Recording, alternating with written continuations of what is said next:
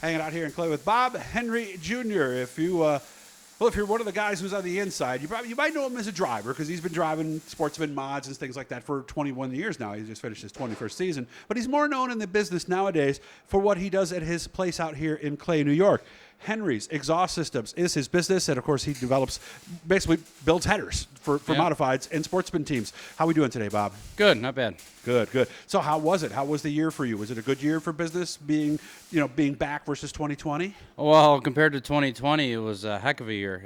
It's probably a banner year for us.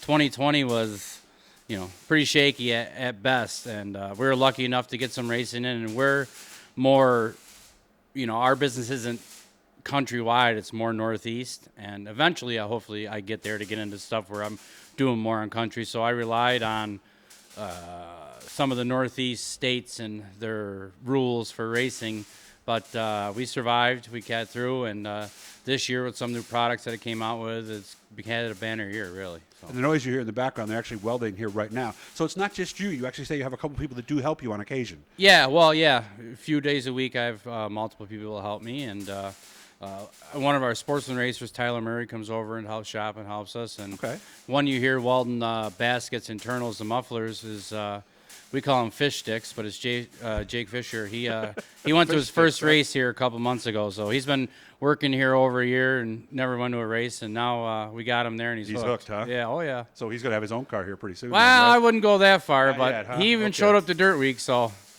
he paid those prices to get in, so he's hooked. Fish sticks, that's a pretty good nickname. Yeah, right yeah. There. So how long does it take you to take that pile of tubing right there and build an entire exhaust system? Well, what the tubing is there is headers that we're going to bend, and actually I'm sitting in front of my mandrel bender now. That takes quite a while. I got probably 6-8 hours at least into building them. But an exhaust system, we can build those pretty fast, a few hours. So do you build mostly headers, mostly exhaust systems? Mostly exhaust, and we're getting more into the headers more and more. We started more in Jersey and PA because my headers are leaned more towards the higher end. And like up here with Dirt Car 358 and Dirt Car Sportsman, they're more of a spec header, and I could never build them as cheap as they're build them. So I have a spec exhaust, and we're not technically partners, but we are partners with Schoenfeld on they do the header part and we do the exhaust part, and we work hand in hand when they redesign those headers to work with my exhaust. So we were the first ones to get the prototype. We did the dyno work, and so it kind of because we actually have our own in-house engine dyno, so that helps. Yeah, because his dad used to build engines here. Does he still? He's 77. He'll Not never much, retire, huh? but he put around. I had him build me a couple motors this year, so that was luckily for me. But, so everything from the collector to the muffler, because the mufflers are not you, right? No, I build the mufflers. You build the mufflers too? Yeah, that's what you're hearing right now. Oh, he's doing a muffler right now? Yeah, everything's handmade. Okay. We build everything from scratch. Everything's TIG, purge welded. What you hear now, the MIG going, only thing that's MIG welded on any of our stuff is the internal baffling systems. So. Is it a new design, something you came up with? No, well, well, it's originally the design we came up with, but for a spec part, we are not allowed to change our design. And honestly, the original design is still the best, and that's what we keep going with. We change lengths, we'll change header design, we'll change collector diameters, stuff like that, but the actual muffler design has not changed and probably will not. I've tried other stuff, and nothing's ever worked as good as the original. So. Okay, all right. And obviously you got a big show coming up, the Northeast Racers Auction and Trade Show. November 19th and 20th, guys. The Dirt Banquet, by the way, is the 20th, too, so that's the big weekend where everybody's going to be in town. How big is that from a business model for your business to be out in front of all those people? Well, for me, it's huge. I could do 3-4 months worth of business in those 2 days. And really? I'm really, yeah. And I always bring stuff for sale, and I'm hoping, I mean, my fingers are crossed, but I'm hoping the Canadians are allowed to come over the border. Yeah, same here. Because that is a huge part of my business too, is I sell a lot in Canada, and I do not ship to Canada really because it's more of a pain in the ass. And my dealer in Canada is Bicknell Racing Products. So all I tell all my Canadian customers is to order right from Bicknell, because by the time they pay duties and the astronomical shipping and all that, it's actually cheaper for them to get from Bicknell. But sometimes the Canadian people, if I have stuff in stock at the show to sell, They just take it home with them, don't they? They can take it home with them. Yeah. So Well, do they have it at the Bicknell store in Niagara Falls? yes. Okay, so if you can go there, guys, you could also pick it up there. Yeah, well, in the U.S. side and Yes. and the Canadian side.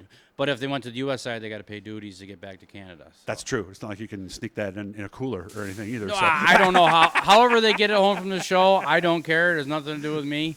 But I know a lot of them like to buy stuff, because their money's not worth as much, and Yeah, blah, that blah, changes daily, unfortunately, too. Oh yeah, So, yeah. And it's a huge part. Like that show and the trade show in Oaks, PA, Lenny Sammons' show is huge for me. Motorsports. And, it's something different than most of these people I never meet. Right, like nowadays. Yeah, you talk to them on the phone or an email, right? Or a sometimes message. I don't even talk to them on the phone. They message me on Facebook, on my Okay. Henry's Exhaust page, and it's nice to put a face to a name. I know all the local people, but I mean, let's face it. I'm so busy, I can't get to Grandview or New Egypt or Orange County or Lebanon Valley. Lebanon Valley. Yeah. I don't get Yeah. to those places, so it's the one time a year with those two shows where I can see my customers, talk to them.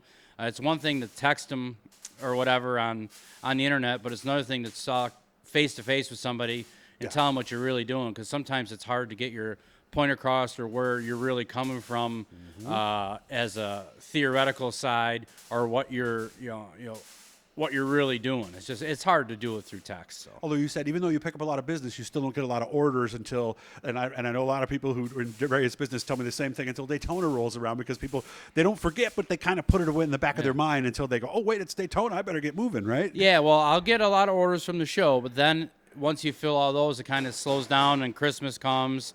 Then people start getting rolling a little bit. Then they get their chassis going, and it seems like the last thing they do is headers and exhaust. Yeah, they want a new chassis. They want to get their motor freshened. Yes, They might be getting a new suit. It's they might almost get a new shock program. It's almost an afterthought, or I'm sure a lot of people are budgeted. I mean, racing's not cheap, and it's probably not getting any cheaper anytime soon. It seems like it's going up. Well, is it like kind of like we think about exhausts on our street cars? Unless it's dangling on the road or making more extra noise, we don't pay much attention to it. Maybe the people in the back do, but not the people up front. Okay, so that's the mistake you're making then. If you're because.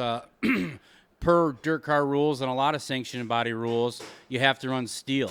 And when you run steel, it runs awesome when it starts, but over time, it definitely picks up rust deposits, hold carbon more than stainless, and stainless holds more heat, so it makes more power originally. But some of the front-running sportsman teams buy a couple sets a year. How can people get a hold of you? Best thing, look on Facebook? Yeah, look on Facebook. We have the push-to-call button on there. You call them, a lot of people. Anybody's got my number. If you really want to get a hold of me, you can get a hold of me. All right, and if you can't find a way, message me, guys, and I'll make sure I get a hold of you. Hit the blue E down there. Subscribe, guys. Every time we're talking to somebody cool, try to teach you something. That's the big goal this offseason. We really want to get behind the scenes and teach you guys a lot of stuff. Bob, thanks for helping us do that, and I'll see you at the show in a few weeks, man. All right, thanks, Doug.